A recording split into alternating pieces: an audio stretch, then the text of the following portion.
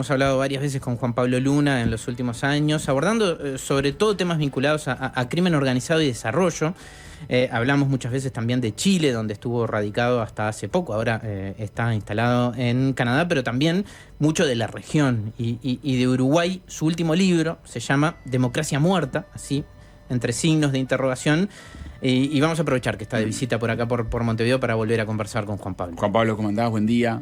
Buen día, muchas gracias por la invitación, como siempre. Doctor en Ciencia Política. Actualmente en Canadá, ¿dónde estás ahora? Estoy una pata en cada lado. Estoy Chile, en la Universidad de McGill, en Canadá, y por un tiempo todavía en la Universidad Católica de Chile, y ahí veremos cómo discurre, digamos, esa dualidad. Bueno, llegaste a Canadá en un momento muy particular, con este Trump 2025 que apuntó y mucho a varios temas. Canadá, los aranceles eran para todos lados, pero con Canadá también se metió con los límites. Recién se juntó con el primer ministro canadiense estos días en la Casa Blanca. ¿Cómo viviste ese momento Trump ofensiva acá sobre Canadá? Mira, fue súper interesante. Yo llegué a Canadá el 1 de enero, viajé el 31 de noche, y justo, digamos, en la inauguración de Trump, ¿no?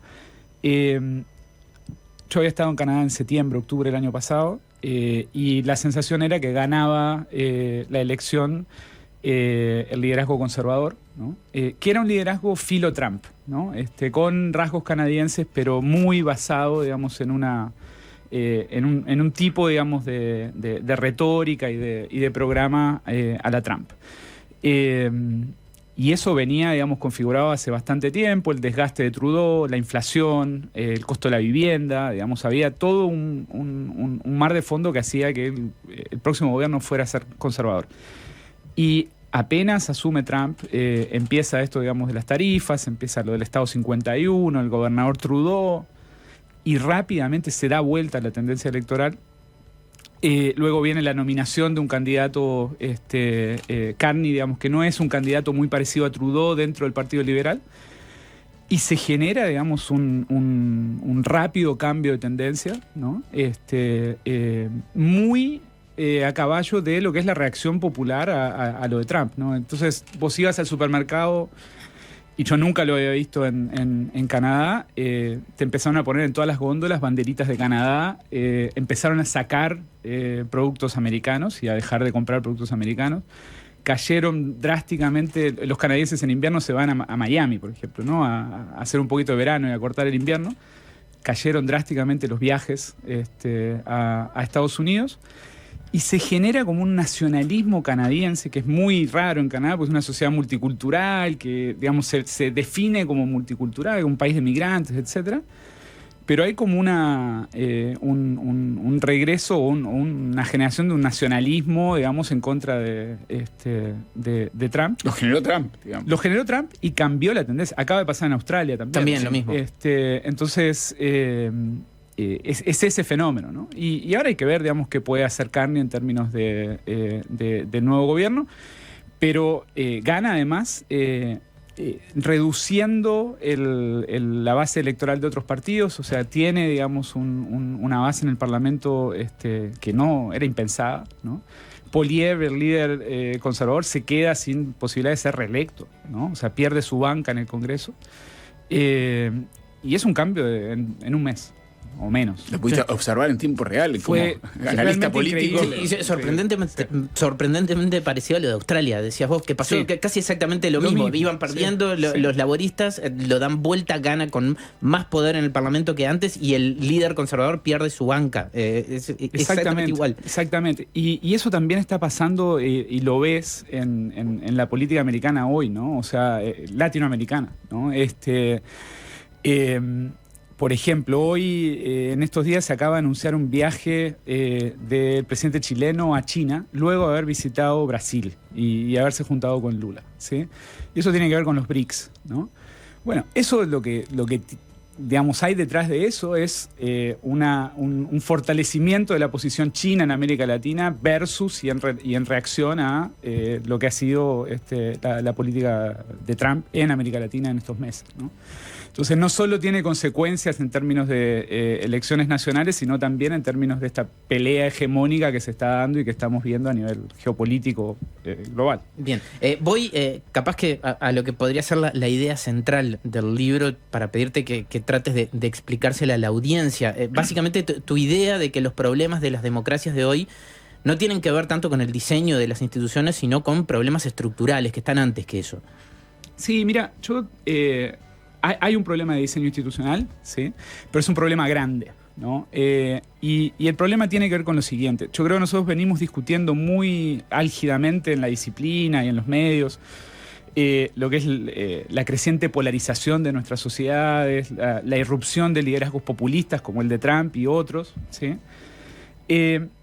Y lo que yo invito a pensar es, esto es más bien el síntoma más que la enfermedad, ¿no? ¿Y cuál es la enfermedad? ¿Qué es lo que está detrás de estos problemas de la democracia?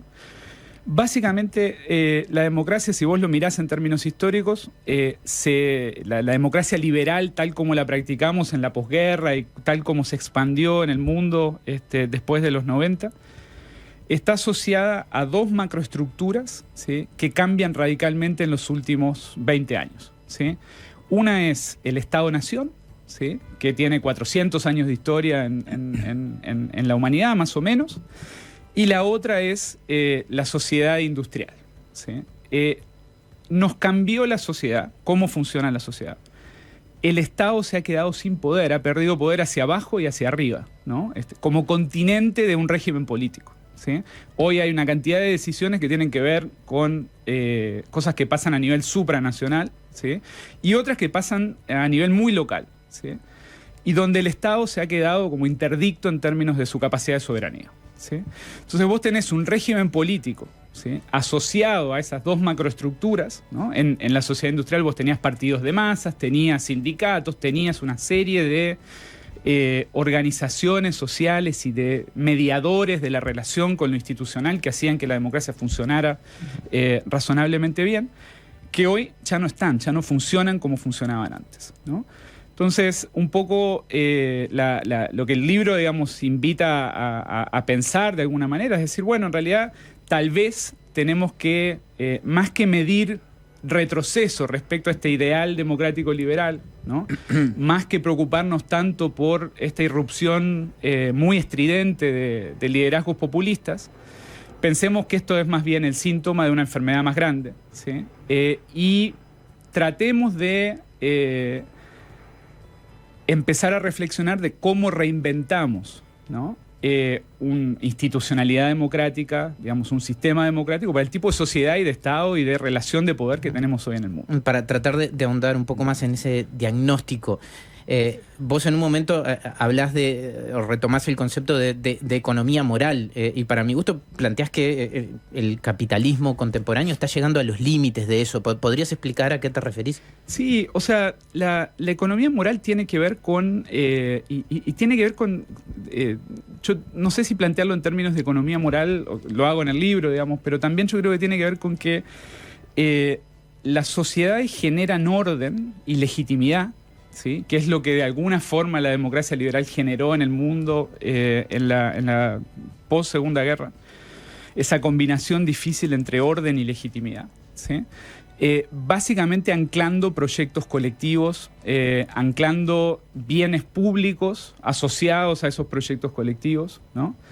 que hacen, digamos, que la sociedad se te ordene y al mismo tiempo funcione con digamos, adhesión ciudadana, con confianza ciudadana, de forma más o menos razonable, ¿no?, y que las crisis sean administrables, ¿sí? Eso tiene que ver, por ejemplo, con proyectos de futuro. Yo invierto en la educación de mis hijos porque confío que mis hijos bien educados van a poder funcionar bien y van a poder insertarse mejor de lo que yo logré hacerlo cuando les toque entrar al mercado laboral, por ejemplo, ¿sí? Lo que yo creo que pasa hoy es un poco el planteo más sociológico, la pata más sociológica del libro, es tenés sociedades y tenés individuos que nos hemos quedado sin proyectos de futuro, ¿no? O sea, el futuro se nos ha cortado, se nos ha vuelto menos deseable o menos optimista de lo que eventualmente era. Ante eso, básicamente lo que tenés es la pulsión de, bueno, volver hacia atrás, ¿no? O sea, ordename esto, generame, digamos, el pasado no era tan bueno, pero estaba mejor que lo que vemos para adelante, ¿sí? Entonces son sociedades que se han quedado sin visión de futuro imaginado, ¿no? Sobre el cual se estructuran una serie de actitudes, una serie de elementos de confianza que hacen que el régimen político funcione, ¿no? Entonces, sin eso no funciona la democracia, tampoco funciona el mercado, ¿no? O sea, la gente empieza a jugar por el costado, ¿no? A fugarse, digamos, de estas lógicas colectivas. Entonces, una sociedad sin economía moral, ¿sí? Si quieren podemos meternos en el concepto y lo que implica, ¿sí? Pero la idea es, te quedás sin ese lubricante que hace que las cosas en sociedad funcionen colectivamente de forma razonable y como es deseable. Bueno, quizás puedes explicar a qué le llamas economía moral. Es un concepto que viene de lejos en la literatura. Incluso Adam Smith hablaba, por ejemplo, de los fundamentos morales de los mercados, ¿no? Adam Smith decía que era, digamos, muchas veces es visto como un pensador liberal y como el ideólogo, digamos, de la vertiente más liberal, digamos, en pensamiento económico. Decía, bueno, hay fundamentos que no son equilibrio de mercado, de demanda y oferta y demanda, ¿sí? Que hacen que esos mercados funcionen bien, ¿sí? Cuando se rompe la confianza, ¿sí? Cuando te quedás sin esos fundamentos morales, ¿no? La sociedad empieza a funcionar mal, ¿no? Hay un antropólogo, cientista político muy famoso, digamos, que yo les recomiendo a todos echarle una mirada a sus trabajos. Hay varios que están traducidos en español. Se llama James Scott, que tiene un trabajo muy interesante sobre la economía moral de los campesinos, ¿no? Y él describe cómo en las sociedades tradicionales, ¿sí? Campesinos que están en una situación de explotación muy jodida, ¿sí? Igual tienen, ¿no? En la relación con los señores feudales, con los propietarios, una serie de mecanismos de protección, ¿sí? Que hacen que la cosa se funcione y se mantenga más o menos en pie. Cuando esos fundamentos morales se pierden, tenés irrupciones revolucionarias, tenés revueltas campesinas, ¿no? Entonces tiene que ver con eso, ¿sí? Hay, digamos, en toda sociedad una serie de mecanismos formales, informales muchas veces, que te funcionan como el cemento de la sociedad, ¿sí? Cuando eso se rompe, ¿sí? o se triza, empezás a tener desajustes cada vez más fuertes entre lo individual y lo colectivo, ¿no? Entonces las lógicas individuales empiezan a romperte la capacidad de generar bienes colectivos a nivel social. Voy un poquito para atrás, vos decías que al Estado le están pasando cosas por arriba y por abajo, para decirlo de forma muy llana y quizás medio a lo bruto, ¿no? O sea, cosas que van por arriba y cosas locales, cosas macro, ¿no? Sí. Bueno, estamos con empresas tecnológicas que tienen más poder y más datos. No sé si es un buen ejemplo, por supuesto, que lo que tiene el Estado, sí, hoy en día, mirá, ¿no? Y cosas locales, algunos ejemplos de eso, quizá. Scott tiene un libro que se llama Viendo como el Estado, no sé cómo está traducido, digamos, sí, en español, donde te dice, el Estado no es solo coerción, no es solo policía, ¿no? También es capacidad de tener un monopolio sobre datos estratégicos que ningún otro tiene, ¿no? Y eso tiene que ver, por ejemplo, con los censos, con los padrones, okay, sí, ¿no? el Estado tiene una serie, digamos, de mecanismos de lectura de la sociedad, ¿sí? Que luego le permiten cobrarte impuestos, darte una cédula de identidad, darte, digamos, un pasaporte, ¿ya? Hoy lo que ha pasado es que esas compañías tecnológicas de las que vos hablabas no solo tienen mucho PBI, mucho más grande PBI que buena parte de los estados del mundo, sino que también tienen y se han quedado con datos fundamentales de todos nosotros, ¿no? Entonces, y además, cuando nuestros estados hoy necesitan armar sistemas de información, ¿no? Digitalizarse, van con Amazon, van con Google, van con Microsoft, ¿no? Entonces, ese monopolio de datos, ¿sí? Que era uno de los supuestos fundamentales del poder estatal, hoy lo tienen las empresas, ¿no? Y mirá lo que ha pasado en Europa cuando Europa hasta hace poco era visto como uno de los bloques regionales que mejor le había puesto cortapisas a la expansión de las grandes tecnológicas, ¿no? Bueno, hoy Facebook va y le dice, o Meta va y le dice a Europa, si vos me seguís regulando privacidad como me la estás regulando hasta ahora, yo no voy a poner a disposición de Europa mi última versión de la inteligencia artificial. Y eso te va a generar un costo de competitividad, ¿no? Bueno, eso es poder. Sí, claramente. Otro frente de esto, capaz que está bastante desarrollado en el capítulo 4 del libro, un Estado desbordado por la ilegalidad. Creo que es el capítulo además donde más se habla de Uruguay. Por eso aprovecho a hacer un poco de foco sobre eso. Hemos hablado bastante contigo de Uruguay y el avance de las lógicas ilegales. En todo caso, para ir a algo bien puntual, vos planteás como un riesgo actual para Uruguay, que no se ha concretado, pero lo ves como un riesgo inminente, el de la integración vertical de actores locales con bandas brasileñas. ¿Puedes explicar esa idea? Sí, yo creo que Uruguay lo que tiene son todavía dos mercados que se están integrando, pero todavía funcionan, digamos, con lógicas más bien diferentes. Un mercado de macroexportación de droga, de grandes embarques, de lavado de dinero, que funciona, digamos, con un enganche todavía débil con lo que genera violencia en la sociedad, que es las bandas a nivel territorial, clanes familiares muy pequeños, muy barriales, relativamente desorganizados más allá, digamos, de ese alcance territorial. Algo que ha pasado en otros países es que, por ejemplo, en Ecuador, ¿no? y que de alguna forma explica un poco cómo Ecuador pasa de ser de los países más pacíficos de América Latina al más violento en 3-4 años, ¿sí?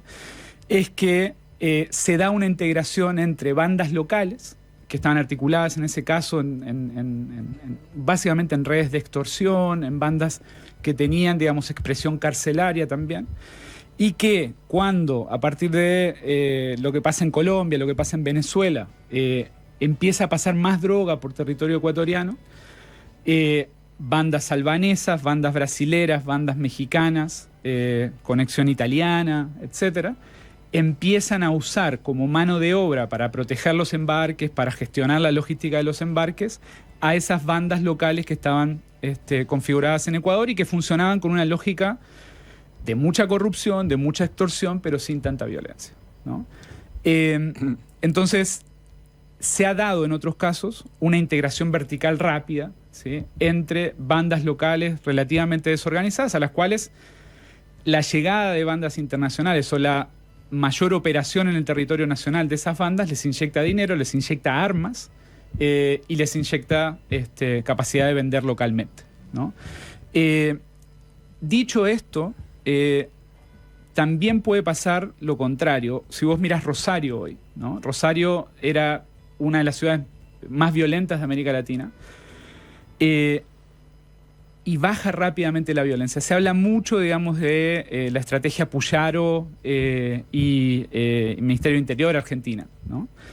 Pero lo que no se habla tanto es de que en Rosario lo que se ha dado últimamente es una integración vertical también. Las bandas que manejan los macroembarques, ¿no? Que son bandas, digamos, que tienen su liderazgo, por lo que se sabe, en la cárcel de Seiza, ¿sí? Han logrado disciplinar a las banditas pequeñas que tenían muy desordenado el mercado micro de Rosario, ¿no? Y básicamente la estrategia ha sido, bueno, ordenémonos bajemos la tensión. A los políticos lo que les interesa son los homicidios, básicamente, ¿no? Que acá hay un negocio más grande en el cual todos podemos participar, ¿no? Entonces la integración vertical capaz que te pacifica el mercado, ¿no? O te lo puede desordenar como te lo ha desordenado en el caso de Ecuador. Pero en todo caso puede generar actores más poderosos y más armados. Decías vos, para el caso de Uruguay, es, digamos, lo razonable pensar en bandas locales hoy existentes que se arman más. O sea, a mí me disparó, capaz que estoy en cualquiera, pero me disparó pensar en otros actores, policía, militares, como un riesgo también. También. Y lo que hay es una demanda ciudadana, ¿no? Por solución del problema de estas irrupciones de violencia que también te trae a la mesa a estos actores, ¿no? Y te los pone, digamos, muy en juego y te los compromete, ¿no? Te los compromete en 3 sentidos, digamos. Escalando la violencia, digamos, tratando de bajar el problema, te los compromete con temas de corrupción y te los compromete con temas de miedo. Nosotros con Andrea Feldman hemos hecho, digamos, una ronda larga de entrevistas con gente en fiscalías en la región, ¿no? Y los sistemas de justicia y los fiscales, ¿no? No solo, digamos, están metidos en el negocio o son matados, ¿no? Y asesinados, como ha pasado en la región en muchos casos, sino que también están bajo una amenaza constante y teniendo que lidiar con miedo constante respecto a lo que les puede pasar si se meten con en relación con estos actores, ¿no? Y de nuevo, yo creo que también algo que es importante decir, porque tiene que ver con la complejidad del problema, lo más difícil, ¿sí?, es cuando vos vas atrás de estos actores internacionales, de estos actores que manejan muchísimo más recursos que las bandas locales, ¿no?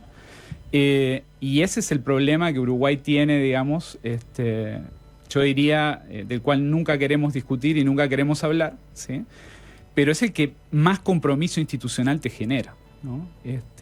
Las bandas locales son un problema para las comunidades locales, pero lo grande está pasando por otro lado y de eso no hablamos porque hay gente que tiene obviamente temor, hay gente que obviamente está participando de esos mercados y de los derrames que esos mercados generan en la economía formal también, ¿no? Ese es el tema de Uruguay, diría yo. Ahora volvemos con Juan Pablo Luna, porque hay muchos puntos preocupantes. Una cosa que, si yo no entendí mal, vos decías, y es muy cerca, es Rosario, se puede dar una, entre comillas, pacificación, o sea, mucho menos homicidios, tranquilidad en la sociedad, incluso sacar pecho a un gobierno y decir, miren cómo arreglamos esto. Eso no quiere decir que haya desaparecido allí el crimen organizado, o que sea más mucho débil. menos. No, o sea, ahí lo que quiere decir es que funciona mejor y que lo que generaste es cierto monopolio que te permite ordenar el mercado, pacificarlo, bajar la tensión de la política y de la sociedad en lo único que es más visible, que son los homicidios, digamos, y este intercambio violento entre bandas, pero es un mercado que funciona mejor. Ahí venimos con Juan Pablo Luna para seguirnos metiendo en Uruguay, el crimen organizado. Ya habíamos hablado con él, con Feldman también cuando vino la otra vez, esta mirada que es regional y que tiene foco en Uruguay también.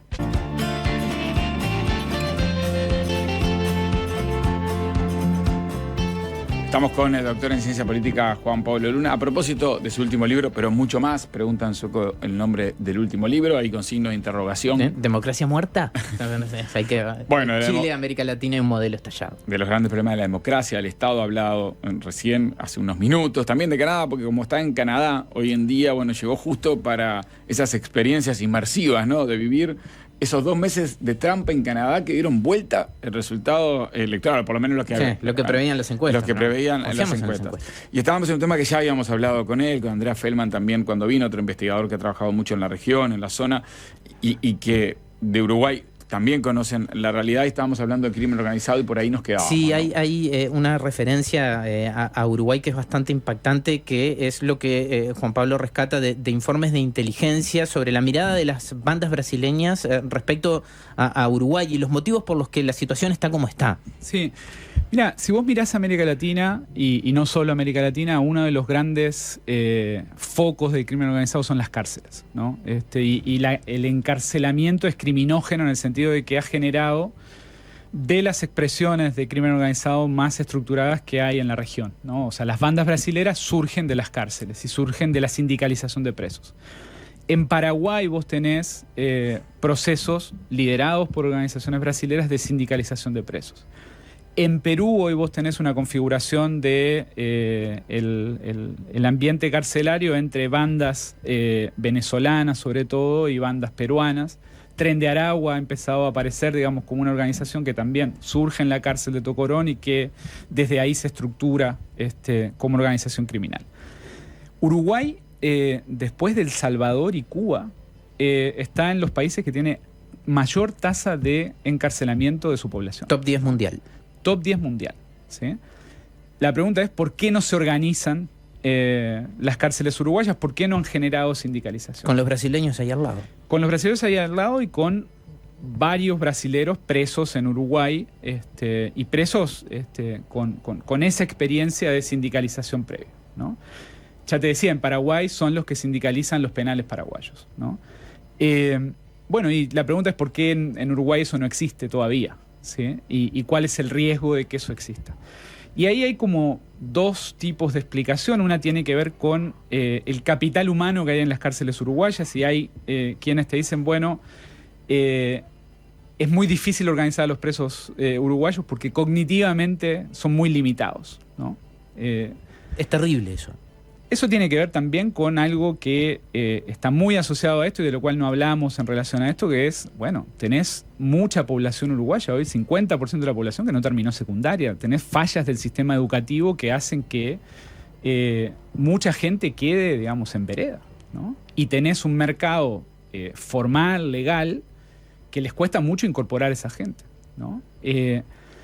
Y muchos de esos presos terminan, digamos, o sea, mucha de esa gente termina involucrada en eventualmente delitos de baja connotación, digamos, pero terminan presos, pasando tiempo en las cárceles. Y parte, digamos, de lo que dicen esos informes de inteligencia es, bueno, los brasileros que han tratado o pensado en sindicalizar, les cuesta mucho ordenar a esta masa carcelaria, digamos, que tiene Uruguay, ¿sí? Lo cual también es un problema para cuando esa gente salga, digamos, porque implica, digamos, cómo vos como país, como Estado, como sociedad, integrás a esa parte de la ciudadanía que está fuera, ¿no? Sí, que por estos informes de inteligencia no quiere decir que sea la realidad, pero bueno, son indicios, son descartados por el crimen organizado, que generalmente, digamos, está agarrando ya descartes. Es como... Y lo otro tiene que ver con la escala de Uruguay y con las características de Uruguay, ¿no? Si Uruguay es un mercado muy chico, un mercado interno muy chico, no es muy relevante en términos de controlar el territorio para el microtráfico, lo que genera en términos de renta local. Mantengámoslo tranquilo, hablábamos, digamos, de los beneficios de la tranquilidad para el negocio, hagamos los negocios que funcionan muy bien y sin generar mucho ruido, y no nos metamos a desordenar Uruguay, digamos, ¿no? O a tratar de ordenarlo vía la sindicalización. Uh-huh. Bueno, sí, en algún punto parecen más catástrofes y problemas que te protegen de un mayor avance que otra cosa, que digamos que fortalezas para que no entre el crimen organizado. Es un equilibrio por defecto, ¿no? Uh-huh. Es una serie de problemas que te generan, digamos, que la cosa no escale, ¿no? Pero escaló ahora en Uruguay. Porque no todavía. Vos lo venís mirando hace tiempo. Bueno, o sea, sí la violencia homicida, ¿no? Por eso. Algo que es bien sorprendente es Chile hoy tiene una discusión sobre seguridad. Chile está pidiendo un Bukele, ¿no? O sea, en las encuestas lo primero que es el liderazgo que sale como por lejos más popular de los latinoamericanos en Chile es Bukele, ¿sí? Queremos un Bukele para Chile, ¿sí? Chile tiene la mitad o menos de los homicidios que tiene Uruguay, ¿no? Pero tiene una sensación térmica de inseguridad desatada, ¿no? En Uruguay vos tenés el doble y más de homicidios, ¿no? Y nadie habla mucho de esto, ¿no? Uh-huh. En términos de la discusión política, se habla de seguridad. Seguridad es un problema serio y en las campañas es central. pero no tenés configurada una alarma social con el problema que tenés en las cárceles, en los liceos, en los asentamientos, ¿no? Sí, capaz que tenés más gente que comprende, hace empatía o defiende a Bukele, no lo pide para Uruguay. En todo caso, ¿cuáles son tus argumentos para decir que no es una buena idea la salida a lo Bukele? No, lo de Bukele, estos días finalmente, digamos, aparecieron testimonios de líderes de las bandas salvadoreñas que hablan del pacto con Bukele, ¿no? La estrategia de mano dura de Bukele, lo que tiene por detrás es un pacto con los jefes de las maras, ¿no? Y un pacto, digamos, con connotaciones bien jodidas. Es una solución que no tiene mucha vía de salida, ¿no? De nuevo, metes a toda esta gente presa, ¿qué haces después cuando esa gente empiece a salir o no la vas a dejar salir más? Y el problema fundamental es que El Salvador es hoy el país más seguro de América Latina, siempre y cuando vos no tengas un tatuaje, siempre y cuando vos no seas joven, siempre y cuando vos no termines preso, ¿no? Entonces, es un régimen electoral donde Bukele gana elecciones por un margen inaudito, ¿no? de adhesión popular, pero donde te echaste y terminaste, digamos, limitando los derechos de ciudadanía civil que son connaturales y necesarios para un régimen democrático, ¿no? Entonces, eso no es por dónde va la cosa. Lo otro, digamos, en términos de El Salvador es que... Pero se entiende también la desesperación de gente que pide que vaya la cosa por allí. Por supuesto. Escuchábamos los testimonios de El Salvador, una periodista salvadoreña muy crítica. Con Bukele, muy crítica con Bukele, pero decía, cuando hablo con la gente me dice, ahora salgo a la esquina, salgo a la calle, trato de entender por qué mis connacionales votan algo que yo no votaría jamás y que me ha dejado sin libertades, ¿no? De expresión, en fin, libertad de movimiento, de movilidad. Yo creo que eso es fundamental y tiene que ver con las promesas incumplidas de la democracia que muchas veces desde las élites, desde nosotros no entendemos, ¿no? Cuando vos ves la democracia salvadoreña, es una democracia, después de la guerra civil, dos partidos institucionalizados, de los partidos más fuertes de América Latina, ¿no? Arena y el FMLN, sistema de partidos que genera alternancia entre estos dos bloques, muy razonable, digamos, en el tiempo, ¿sí? Pero donde la población, y sobre todo la población pobre, ¿no? Vive bajo esquemas de extorsión, ¿no? Que los hacen migrar o los hacen básicamente claudicar, ¿no? Durante 20 años, ¿no? Entonces, cuando vos vas... hay un reportaje que le hacen antes de la elección a una almacenera en El Salvador. Le preguntan cómo está El Salvador, ¿no? Y la tipa empieza y dice, bueno...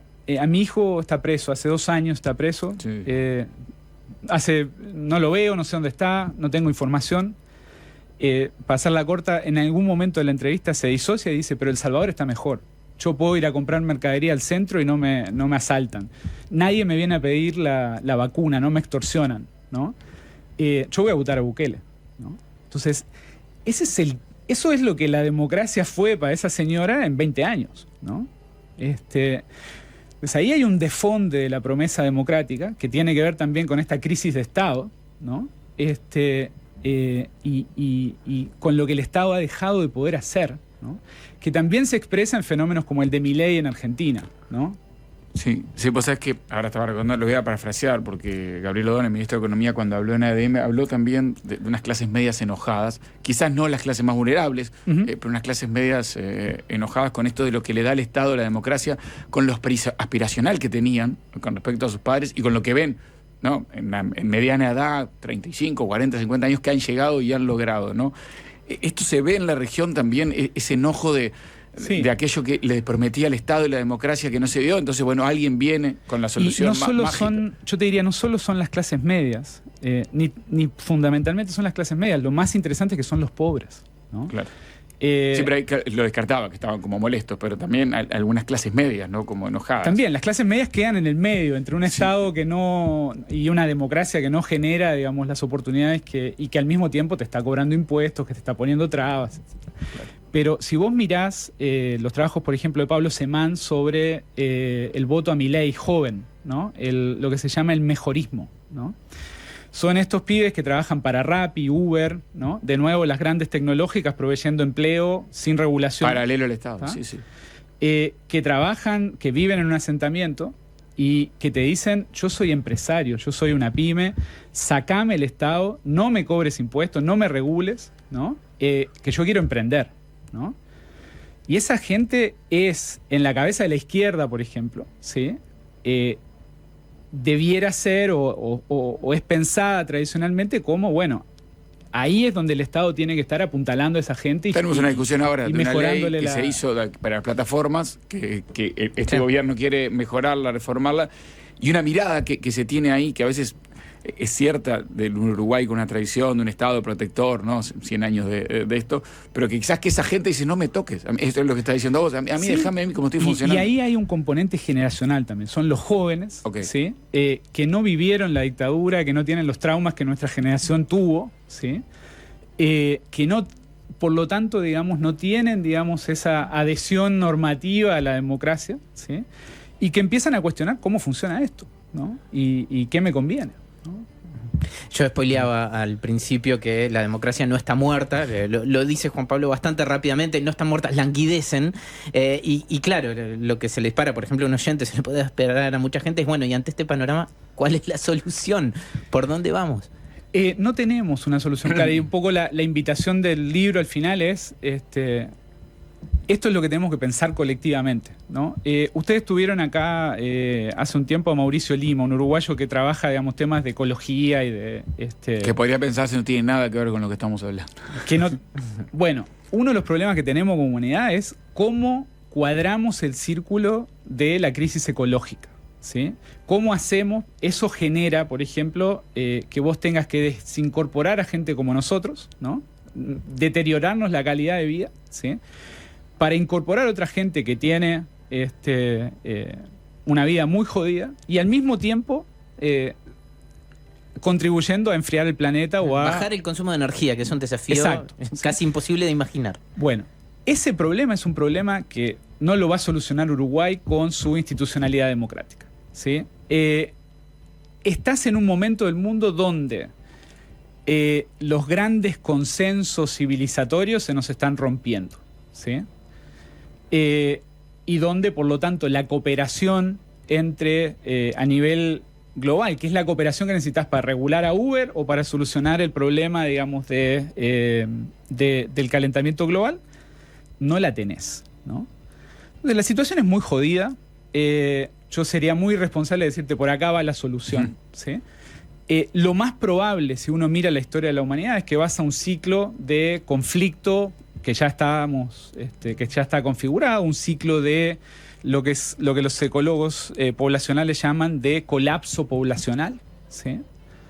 Del cual eventualmente vas a salir muy traumado y en función de eso cooperando de nuevo, ¿no? Y son estos ciclos de cooperación y conflicto que la historia de la humanidad tiene configurados desde siempre, ¿sí?